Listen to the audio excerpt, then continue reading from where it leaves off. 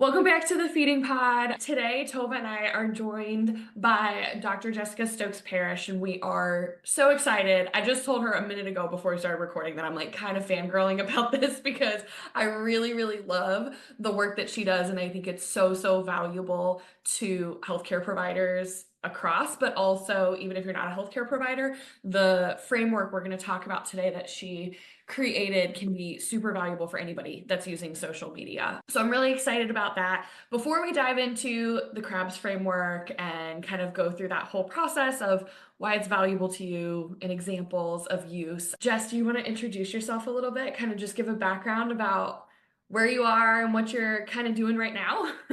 Yeah, sure. So thank you so much for the invitation, and I'm really excited to chat through, information and how we process it. So I am an ICU nurse by training, and I primarily work in the higher education setting. So I work at a university. I teach health professions students, and the areas that I teach are things like clinical interpretation skills, and I also teach science communication. And I've been a nurse for, I don't know, 14, 15 years. I still work in the ICU. I have long had a passion for learning, and I have a PhD in medical education where I looked into simulation design, so teaching design and how it influences people's engagement. And I really have an interest in science communication. So most recently, I completed a postgraduate degree in science communication, which was so fascinating. And when you do things that when like later down the track, you're not just studying it to get your profession, it's so much more meaningful. I really enjoyed it, and I enjoyed it for the learning's sake as opposed to trying to get the degree. So that's a little bit about me. I spend a lot of time online talking through online content or health content, trying to think about ways to engage with people in the community in a less confronting way than the scientist in the lab coat, traditional ivory tower type structures. And I found myself on there pre-COVID. I was finishing my PhD, and then as time went on, it just got busier and busier and more important as we have had such an overwhelm of information. Yeah, absolutely. Oh, that's so cool. I don't think I realized your postdoctorate was in science communication, which is very similarly aligned to what I'm getting my PhD in right now. Oh, nice. Yeah, so I'm working on it in mine's in like the Department of Communication and Information Sciences, but it's with an emphasis on science communication and misinformation on social media. Cool. Oh, Um, that's so good. and I So feel the good. same way. Like it was like a very man, this is pretty unconventional for me to like enter that space, not coming from a communications Yeah. background or even like a Mm, public health background, but like from the SLP like clinician background into that. But like I've enjoyed it so much because of how much I've just learned. Like I'm like, oh my yeah. gosh, there's like so much here that I had no idea about. So I can definitely resonate with that. I feel like you So guys could do go some ahead. projects together. I Yeah, know. absolutely. Yeah. Once she's got her PhD project done, Yeah. that's a big baby. But I remember Hmm. when I was doing my PhD, like the ideas that you start having for what you can do now that you start to understand the system of research and how to, you're like, oh, the sky's the limit. You have Yes, to I know. And I rein feel like yourself that's in. like the hardest part of the PhD program is like them being like, okay, like funnel it in here, Brie. Like you need to be able to finish this project. And I'm like, there's so many things. Yeah, 100%, 100%. Yeah. Yeah. Okay, so obviously some of that background probably led to that creation of the CRABS framework. So I want, before we actually explain what the framework is, Mm, what kind of led you to wanting to create that? Like what were you seeing or what were you mm. experiencing that kind of, showed you there was like a gap there? I think, like I kind of alluded to, COVID came, and for all of us, it became a time where information was really important, but information was also overwhelming. And I think we've seen this in so many ways. And certainly, I'm sure the parents that you interact with would say that the volume of information that they have to navigate through to make a basic decision about their child and parenting is overwhelming. Like, it is mind-boggling how much information we have at our fingertips.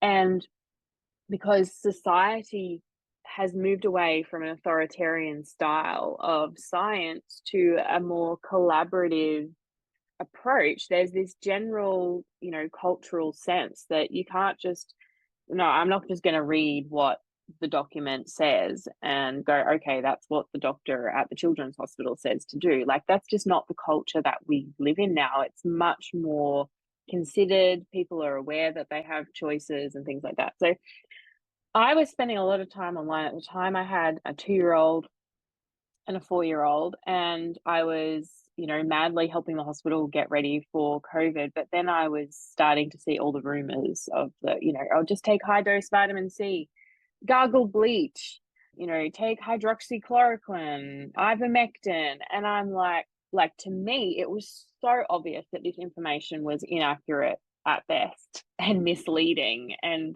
deliberately misleading at worst. So, but my whole frame was, I can't just come in and say, well, that's wrong, so just believe me, because that's not the society that we're living in. And my personal values are that belief and wading through information is like hinged on trust. So somebody needs to be able to trust you to be able to engage with the information. So I thought, well, why don't we give people a tool? Like, why don't people think about ways? And by this point I'd already started writing, content about red flags and alarming things. And then I guess the educator in me went, well, hang on a minute, a mnemonic would be really great. It's like the classic. Who doesn't love a mnemonic? So, and there are other mnemonics out there. Mine's not the only one. There's the CRAP test. There's a whole range of other things. But I was kind of working through, and I was like, oh, yeah, here we go. So that was the background story of, trying to help people systematically assess information in a context of overwhelm and overload. Yeah, and I think that one of the reasons I love your framework is that, like, in my research and the studies that I've been doing, there are quite a few tools for appraising online content, but not social media specifically. Like, when we really look at it, and while things like the CRAP test, I love that as a resource as well, it just doesn't quite align with the platforms of social media and how it changes the way that information is shared on there. And I feel like that's where, like, I flock to the CRABS when I'm talking about social media, because it's a little bit more relevant to that landscape. Yeah, you're right. Like, the landscape has shifted, hasn't it? It's not just websites that we're reading now or newspaper articles. It's this, bombardment of, a need to know the contextual information behind why somebody might be sharing something.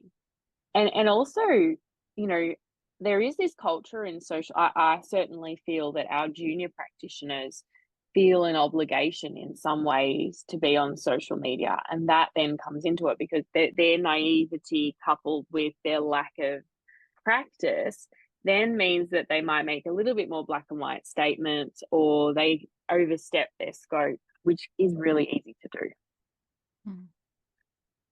I love your framework for caregivers especially because on social media, we know that if they get one ad or one thing and they watch it long enough, it starts to funnel and they start getting more and more. And then the more you hear it, the more you're like, oh, this is this is the thing. This is, yeah. And so for caregivers to be empowered with such an easy to use tool of like, wait a minute, what's their credentials? Why are they talking about this? Yeah. Yeah. I feel like that overlaps with what you were saying, Jess, too, about, like, there's there's the pros and cons of, like, I want patience, and, like, as a patient myself sometimes, right? Like, I want to be able to ask questions and challenge and say, like, could you explain to me, like, why this option would be better than this option, or, like, go through the pros and cons and, all of those pieces to really support, like, getting well-informed consent. But at the same time, sometimes it's falling to someone having, like you said, the trust. Trust is a big part. And a lot of times when I'm talking in misinformation spaces, I like to say, like, perceived trust. they Yeah. perceive that this is a trustworthy source, Yeah. but Yeah. is it actually a trustworthy source? Yeah. It's another story.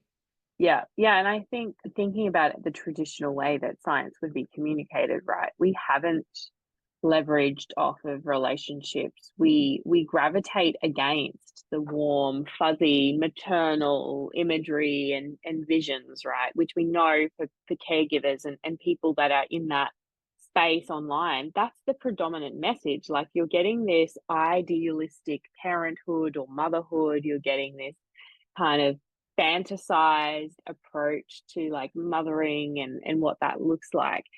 And I think, you know, as scientists, we just like, oh no, no, we're not gonna go down that approach because we're just here with the information.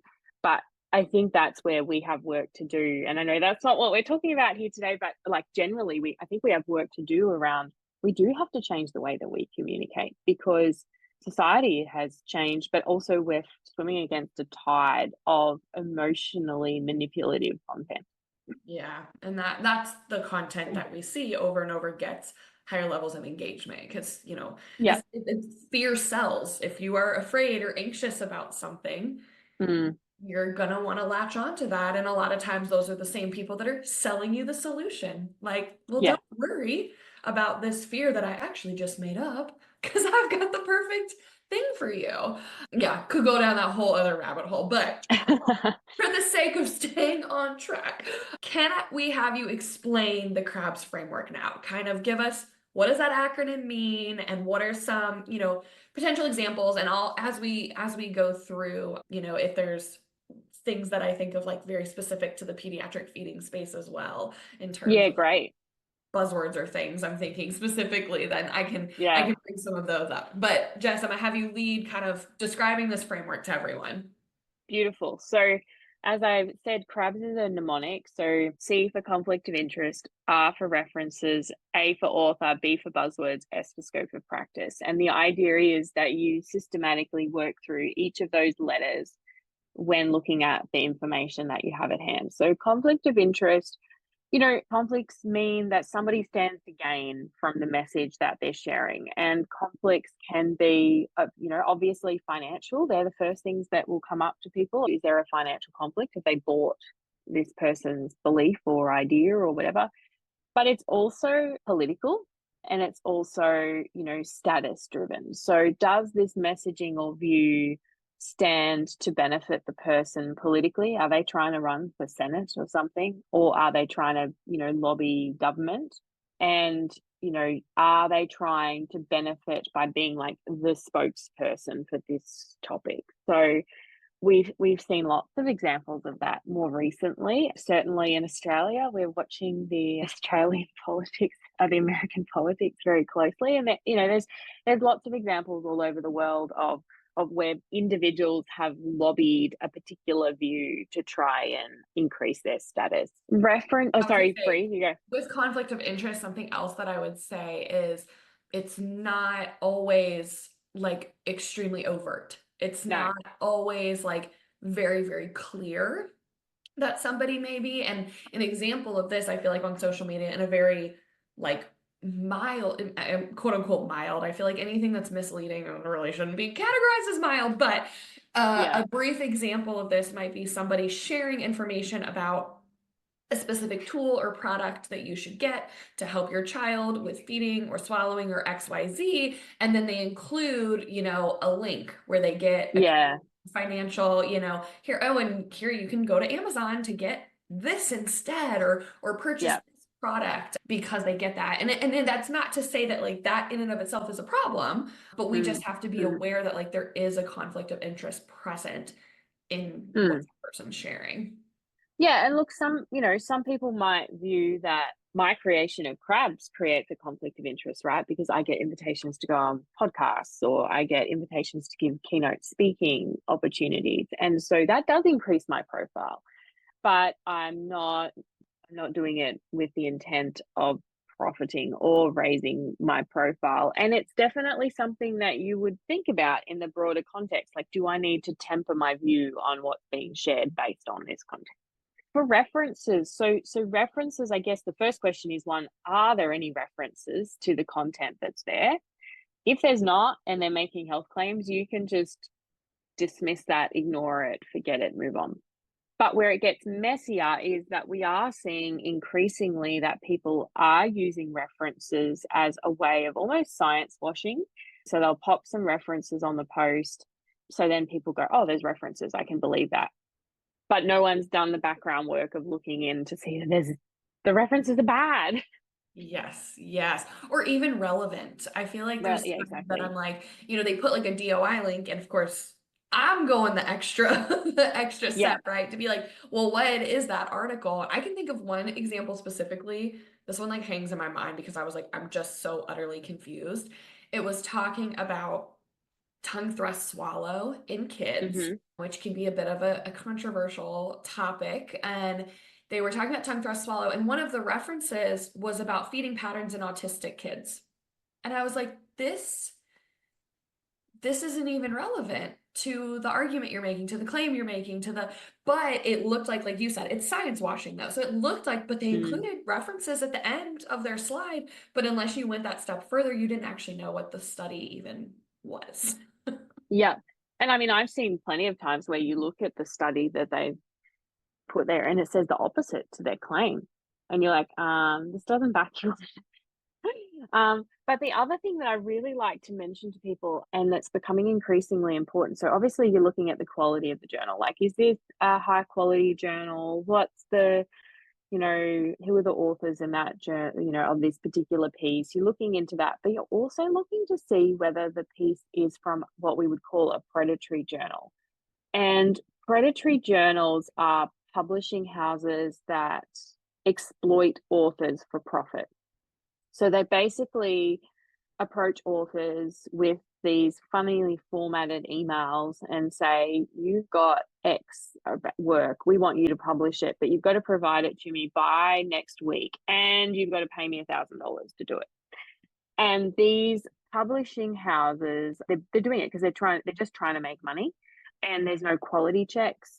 There's really sketchy editorial boards. They are increasing. So the first time that predatory publishing was kind of identified was in around 2010. So it's actually a really new thing, but we're seeing more and more.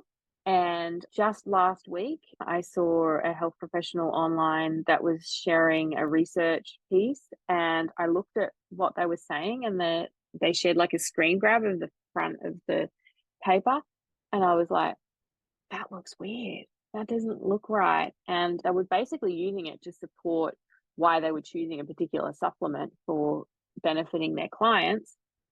And when I looked into it, it was from a predatory publishing house, which basically means you can't use it, because not only are there no quality checks, half the time the data does not exist and the studies did not occur. So massive, massive issue. Yeah. How would someone know who's not familiar with reading research if they looked Yeah. at something like, oh, that's a predatory journal? Yeah, so a couple of things. So when you go to the website, it'll look like a really weird 90s website that's got formatting all over the shop. So they're like the obvious ones. There's some that are a little bit more sophisticated. They'll also have, so they'll be registered publishing houses. So this is where it gets tricky, because it's like, oh, but it's got an ISSN, which is like the number that says that it's registered. But there'll be really low impact factors, like 0.03 or something like that, which is just bizarre. There'll And that also you can just be, like you can just search that, Tova. Like you can just Google like yeah, impact factor of a journal to get yeah, that. it should be on their website. Yeah. Yeah. The other things are you look at in the journal publishing group is like, what are the processes for peer review, and who are the people, like, do they have any people listed for doing peer review? And often they don't mention peer review, and often they'll mention really fast publishing times. They'll say, from submission to acceptance, 5 or 10 days, like something like that. And the other thing that I would recommend is also just typing the name of the publishing company and predatory in Google. And there's a couple of websites that have listings of what are considered predatory publishing houses or journals, and that way you can know. So for this particular piece, the red flags the methods were really poorly described. I couldn't work out what had actually happened. There was a very vague mention of ethics. The author, it was a single author paper for a clinical study in, like, it was just a bit bizarre. And then there was no, that was like, their conclusion was really strong, like, this is going to be beneficial for, this particular controversial issue. And there was no comparison group. So they actually didn't have the data to kind of show that. So it's really interesting, but this is exactly how alternative medicine practices get published, and they get published in these predatory journals, and the unsuspecting individuals that have, less experience with science don't actually realize that this is not valid science, we can't use it, but then it kind of causes this snowball effect. Thank you. That is definitely going to be helpful because it's unfortunate that this is even like a thing that we have to think about, but not just the fact that like there was a research article published, but like by who, what was the process for it, and all of those other implications behind it. So, okay, moving to the next one. A is for Author. So this is where you do a quick little dive into who the author is, what their training is, but do they have any degrees, where have they worked, what's their, background and story, and is it is this relevant to the topic that they're talking about, or is this completely left of field, unrelated? They're an owner of a toddler or parenting online shop, and they are just trying to sell some sort of supportive device that has no evidence, versus is this person a trained speech therapist, etc., and they've got 6 years worth of practice in this particular hospital. You can see that kind of changes the lens, and we'll talk a little bit more about scope of practice at the end, but this is your initial, who even is this person? What we saw during COVID was there was a lot of journalists writing publications that were getting published, and so you kind of just go, that doesn't really make any sense. Yeah, I when I always think about this, and I always think about, you had this written in your paper, it was like anybody can write anything. Yeah. Anybody can say anything online. Anyone can put Yep. whatever they want. And there was a recent study, I'll link it in the show notes because I can't remember off the top of my head, but I read it very recently and I think Tova, sent you an audio message right away. It was about people talking about what is on their resumes. And it was there was, and I'm not going to say the exact quote correctly, but basically it was something like, over 80% of the resumes they pulled, people exaggerated their experience and credentials, which we all do that one, right? You're going to elaborate a little about what your role was, but then it was around, I want to say it was around half, just if they had been fired from a job or something, had missing information. So left out stuff. And then over a third just had completely fabricated degrees and credentials on their resume. And I was just so blown by that. But it's also these are people submitting resumes for a job, right? To get a job, to get a position for a career. Imagine what people are making up online, where it has nothing to do with they're not really even worried about people fact checking what they're doing. And so that author piece made me think about that article there, and I'll make sure to put in the show notes for everyone to check out, because I was just completely up a degree. And I'm just thinking of, that really prominent example that we've all seen at some point, the German guy, Rubio Fiorte, who is a completely made up name, and now has his other account, and it's, plagiarizes people and, talks about people online and shares parenting stuff. But that's the exact example. So when you look into it, he was claiming that he was a nutrition scientist, that he was affiliated with Vienna University. And when you looked into it, it was he had a Bachelor of Science, but he had no nutrition training. He was never affiliated with the University of Vienna, and they made statements saying that they didn't. And yet he was extremely successful in misleading people, and continues to be to this day. Yeah, tons of followers. And Yeah. engagement on But his. like classic example of like, just do like, honestly, 5 minutes, just 5 minutes looking into the person and you will find whether there's any red flags. So that moves us on to B for buzzwords. And that's a perfect example because the emotive language, the hijacking of your cognition and the ability to think through things by either blaming you as a caregiver or, making you feel inadequate as an emotional hook is a classic online strategy. So they're the kinds of things that you're looking for with buzzwords. Like, are we talking about why would you want to harm your child with, doing this? And certainly we see that in the sleep space and anything to do with caregiving or parenting is this kind of blaming, but also anything that overstates benefit. So really, this is 100% safe. There's no side effects, like red flags right there.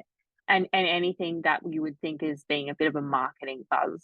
Yeah. And the reason for this is that it slows down your thinking processes and it hijacks your ability to actually process information that you're seeing. Yeah, I think for Tove and I could probably go back and forth on a lot of buzzwords in the SLP space, but for us, a lot of the times I find that like even like evidence-based practice becomes a buzzword. Yeah. Because of the over misuse of it. Evidence-based practice would be one, or I've also seen like practice-based evidence, which is like a fancy way of saying like, I use my clinical experience, not research. Practice. Interesting. But we also have like terms like fascia, tension. Yes. I think those are really, really big ones that come up in a lot of spaces. And then unfortunately, like things like holistic. Yeah. The buzzword when it's like, in reality, I hope all of us are seeing patients from a holistic viewpoint. Like that is what our training is, but they use it to mean that like conventionally, quote unquote, conventionally trained providers don't, when it's like, that's the foundation of what we all do. So. Root cause is a big one. Yeah. To the root of it. Yeah. But of course, like we all want to figure out why. And with feeding difficulties, it's usually a little puzzle. It's usually there's a lot of factors to consider. So to me, that's a red flag, especially when someone can diagnose you in their real. Like, did your baby do A, B, C, and D? Then they definitely have this, and you should sign up for my course and whatever. And I'm just like, it could be so many things. And we have so many more questions to ask before we diagnose someone, like maybe watching them eat. Like, it's crazy. Yeah. Yeah, and also there's this, it's so interesting to me because it's contradictory to like the messaging of some of these accounts is, so one, they're kind of saying mainstream medicine has done the wrong thing, but then in the same breath, they're pathologizing normal things. Like, how does that work? How do you go that the medical industrial complex is over-treating, it's this, it's that, to then going, oh, by the way, your child must have X, Y, and Z, and it's a problem and you need to fix it. Like, is that not the exact thing that they're going against? And they're the only person that could possibly help in that situation. That's always the cognitive dissonance of it is like probably one of the most frustrating things. Yeah, it's interesting. So then it goes on to scope of practice. So this one does lead on from the author part, and you might have already discovered this at that point, but it's to explicitly say that somebody's expertise, and both from a qualifications and a clinical practice or practice perspective, does matter in terms of their authority to talk about a topic. So somebody who is a qualified obstetrician and gynecologist that's been working for 20 years is very different to a 4th year out of medical school obstetrics and gynecology trainee. And often you don't get that distinction online because people are unfamiliar with training pathways for particular professions. So you sometimes get this sense of overstepping scope of practice from practitioners because they're not good at articulating the limits of their knowledge. And then like on the converse, you've got like the person with 20 years experience. They don't feel the need to justify themselves because they've got the demonstrated experience. The other thing with scope of practice that I observed was you were getting people that have like an environmental science like PhD where they've studied soil or something. And then 15, 20 years down the track, they decide, oh, I'm going to be a nutrition expert. But they would still use their PhD title or their master's title to promote their company or what they're doing, even though it's completely irrelevant and has absolutely nothing. And in fact, if people didn't see that, they would probably just ignore them because they don't have any training or qualifications, but they're using doctor or PhD or whatever they can to appeal to authorities. And then people go, oh, this is the qualified person. And then you look into it and you're like, no, they're not at all.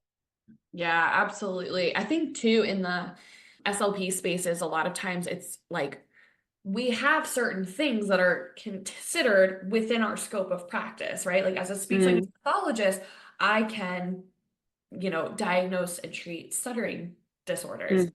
Does that mean that I'm the person for it?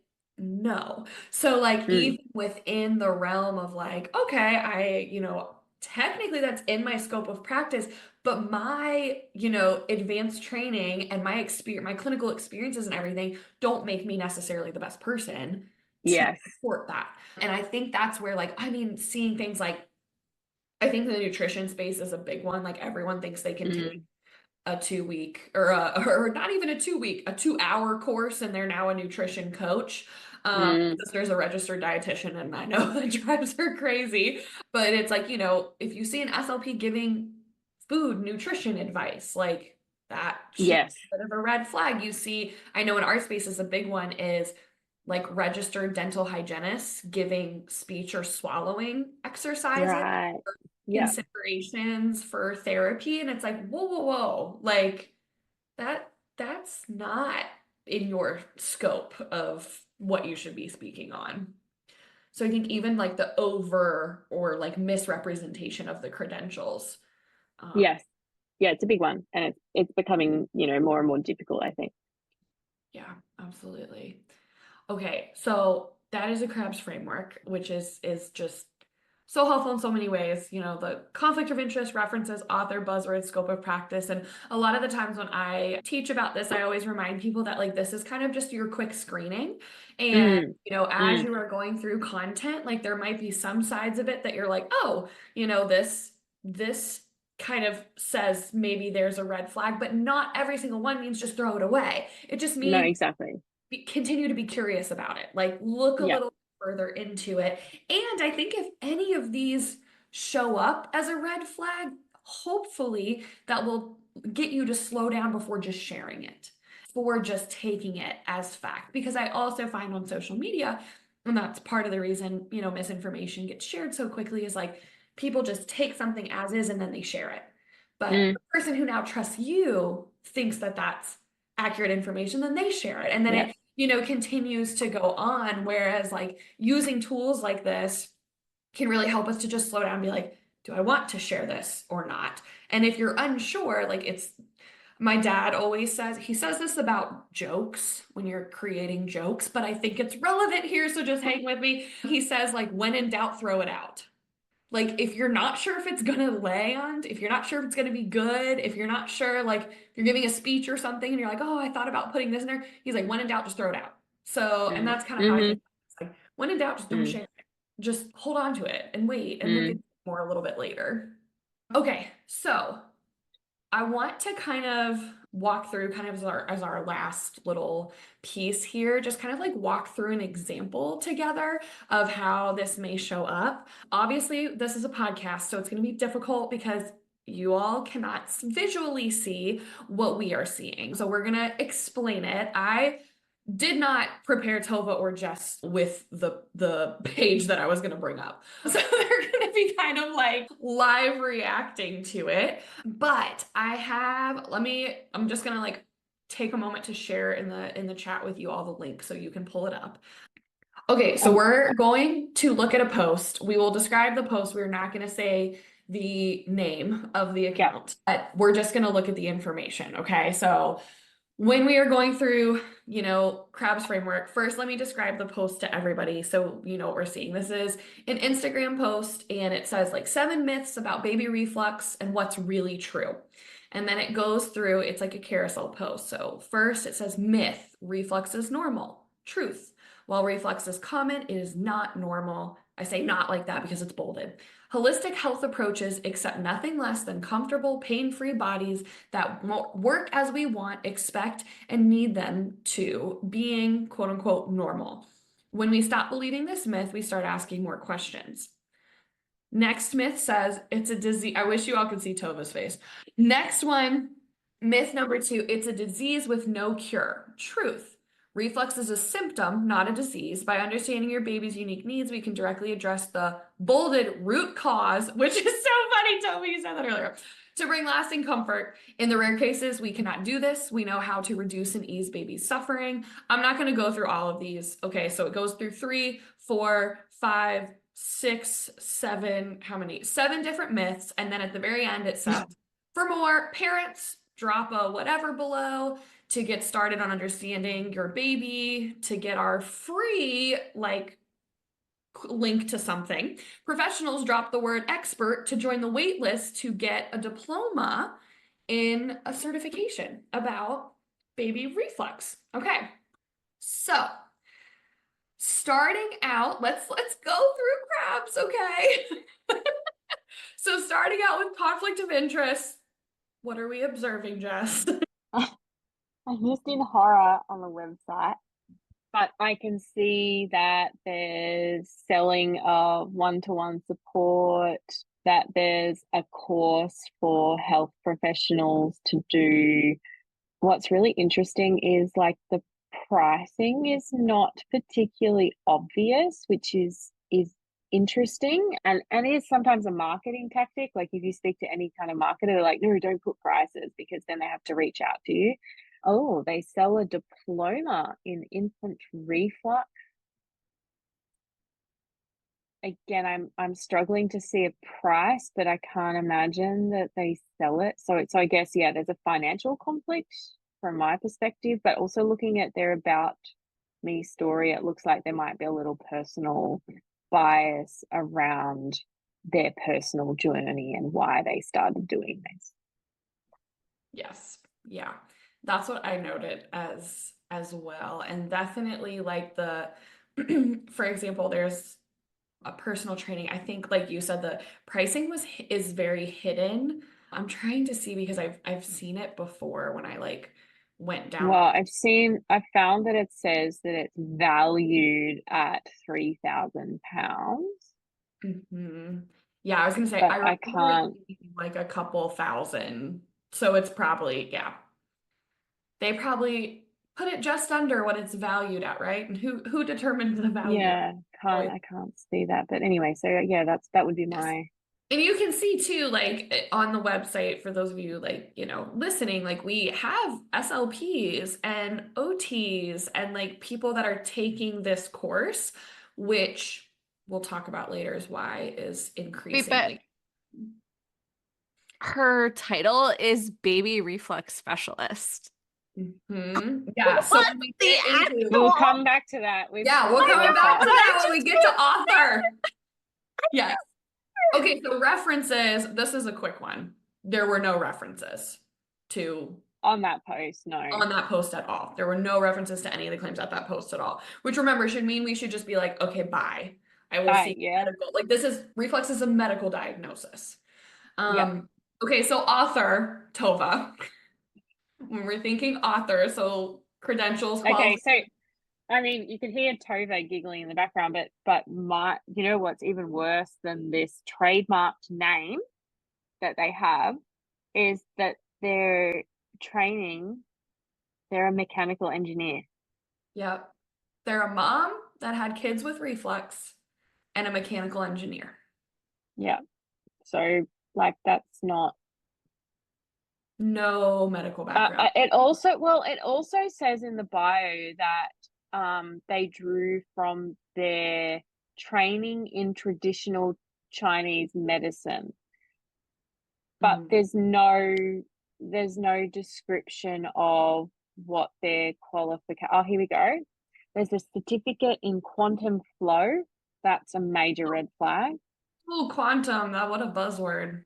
Yeah, there's some licensure in acupuncture and traditional Chinese medicine. I have no idea what licensure means in this content. In this, they've got an MBA and they've got a master's in mechanical and manufacturing engineering, and their undergrad was in mathematics.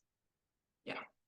They do have a diploma in nutrition for food allergies and intolerances, but it's by, I don't know who this group is, but it looks like some sort of private company. I'm just doing a really quick Google right now so you can see how easy it is to just find. So it's some BSY. Oh, it's a school of yoga. Oh, School of Yoga teaching on nutrition, which Yeah. again, like School of Yoga teaching on nutrition that she then took to say that Yep. she has expertise in infant reflux. Yeah. Yeah. There's definitely there's no qualifications here related to child health. There's no qualifications here related to speech language pathology or speech pathology or oral structures, dentistry, like not even remotely. Medicine, like no. none. Yeah. I wish everyone could see Tova's face. I never got past baby reflux specialist. I read that and I like dissociated. I think I had a trauma response because Right. it is just, it's my heart started racing. It makes me sick. But so the struggle that I have is something you said earlier, Jess. And should I call you Dr. Stokes-Parish? No. She's a real doctor, people. So that's she actually went to like a real school. I feel like that's why she's like, don't call me that. Well, so no, but you said something earlier about how we have to do a better job in healthcare of communicating. Yes. And one thing that I noticed, I read this book, I told Brie about it, called Magic Words, and it really was eye-opening for me about how really subtle shifts in the words that we use and the way that we speak can really impact how our message is received. And I see a lot of these tactics, probably it could be unbeknownst to them, used on social media to be the confidence that they speak with. Yeah. It's the very trustworthiness. Yeah. Yes, but I almost feel like we need an acronym for healthcare because we are not doing a good job communicating. We are not doing a good job partnering with families and giving them treatment options. And so I feel like we leave them more vulnerable to this space because they're looking for answers that they don't necessarily they're not necessarily getting the support that they need from traditional medicine or science, or the way that we're communicating it is not in a way that they're feeling good about. And I don't blame them. I told Brie a horrible story this morning. Yeah. So yeah. Yeah, I completely agree with you. Like I completely agree. And we can't ignore the system structures that set up this environment of, people are wanting to step in the gap. And actually I think these people that do these companies, I think they do it out of a genuine identification of their needs weren't met and it was resonating with other people. And so then they go, well, someone's got to do it. But they're not helping. They're harming when they do it. But there's so much there around the language that we use, how we can engage better. And also my constant critique of health professionals is they, even beyond the communication, is they do a really bad job of outlining their expertise on their websites, on their social media. You actually can't find the qualifications of many health professionals that are online. And that's concerning. And I'll say, people ask me to critique what their content is or their website. More often than not, it's that they haven't actually listed that they've got a bachelor's in this, a master's in that they've got this extra training. And so it looks like they've got no qualifications whatsoever. I need to make some edits to my website later based on some things that you guys have shared today. But I also just want to thank the two of you because you are doing the work, the hard work in that space that a lot of healthcare providers shy away from. And it's not easy to do what you're doing. And I really appreciate it. It's really important work. Yeah. Thanks, Tova. Thank you, Taylor. So nice. Your language comment goes into that next part of CRABS though, in the buzzwords. And I think like there was a lot present, even in the presentation of these myths and versus the truths and like the Mm. emotionally charged language used. Like I feel like hearing like reflux is common but never normal but not normal, that's like a really big one I see in these spaces of like when in reality it's like, well, actually something that is seen more commonly than not would be considered normal. Not to say that all reflux is normal, right? We have a crossover. We have where it crosses into GERD and then it becomes not normal. But I think like that language and There's a talking lot of discussion of cause, finding the cause, root and cause. the cure. The only way to do this is to cure it, and Yeah, that was a word yeah, very yeah. early. Mm-hmm. Yeah, and there's lots of, throughout the website, there's lots of motive kind of language that is focused on the consumer. You've been dismissed, through countless medical professionals. Like you're really playing into that, and it is a real, and this is the tension, right? It is a real concern because people are dismissed. Mm-hmm. Mm-hmm. Well, it's heartbreaking too, because Bree and I will go back and forth and like share things that we see. And Yeah. sometimes I can't even bring myself to look at the comments because I just know that there's going to be dozens of caregivers in there like, oh my God, I didn't know that my baby had, like for this post, I didn't know Mm, that this was bad and that like, I thought all babies spit up sometimes and it doesn't seem to bother my baby. Should I buy your course? And like, oh, mm, it breaks my heart. It's awful. It's awful. yeah. Yeah. Mm-hmm. Yeah. Yeah, and you can see on the website there's a lot of use of testimonials, and not that there's anything wrong with testimonials per se, but in the context of clinical treatment. In Australia, testimonials are really heavily regulated, so you can't actually have testimonials about your clinical practice. It can only be about your communication approach or the experience of turning up for the appointment or things like that. Yeah. Well, I think too, like if you go on this person's website and they have like a one-on-one support, the first line it says is 99% of cases of reflux are solvable within the online course content in my blah blah, Oh, which is yeah, why I created the course. And it's like, and again, not a red healthcare flag. provider, has Yeah. no healthcare provider background to be, booking these calls with patients. So yeah, and then I think scope of practice, kind of going into that last one, we kind of already touched on this one. Obviously, this Yeah. this is beyond scope of practice because we don't even have the credential or the qualification to Yeah. even consider within that. Yeah. I think Yeah, too. and that's what you'll find often is scope of practice. You don't even need to discuss the S of the mnemonic because there's actually so little that's relevant that it's not even a consideration. Yeah. Yeah, and I think, the reason I bring up this example is because there are things like on this person's website, or I've seen other healthcare providers share where like they take this person's course, they get a certification as like a baby reflux specialist, and then start to use that as a credential. But the Mm. person that they have just learned from, the person they took this It's course not. is not No. qualified to teach on this topic. No.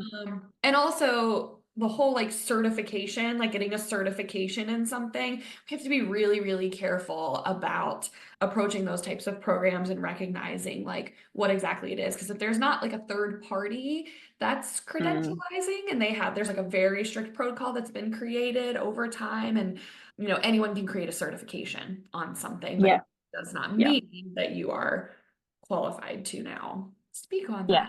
that. So true. Yeah. So, well, Jess, thank you so much for chatting through this. I feel like I could literally talk to you for hours, and as soon as I finish my PhD, I'll reach out and we'll collaborate. Because there's so much overlap, and that's where I'm like, oh my gosh, I could talk about this stuff for forever. But I thank you so much for chatting with us today. I am going to be sure to, anybody listening, in the show notes will be Jess's website and Instagram. We'll make sure to link that so you can check it out. You also have that great graphic of the CRABS framework, and so I'll Yeah. make Yeah. directly because I find it super helpful, and it's something that, like Tova said, can be really valuable for caregivers as well, just like Mm-hmm. up Mm-hmm. in your lobby so they take a little peek-see Yeah. at it Yeah. when they're waiting to come back to your appointment. So I appreciate you so much, and thank you for giving us your super super early morning.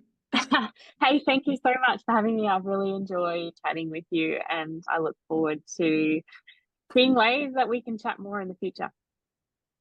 Awesome. Thank you. Thank you so much.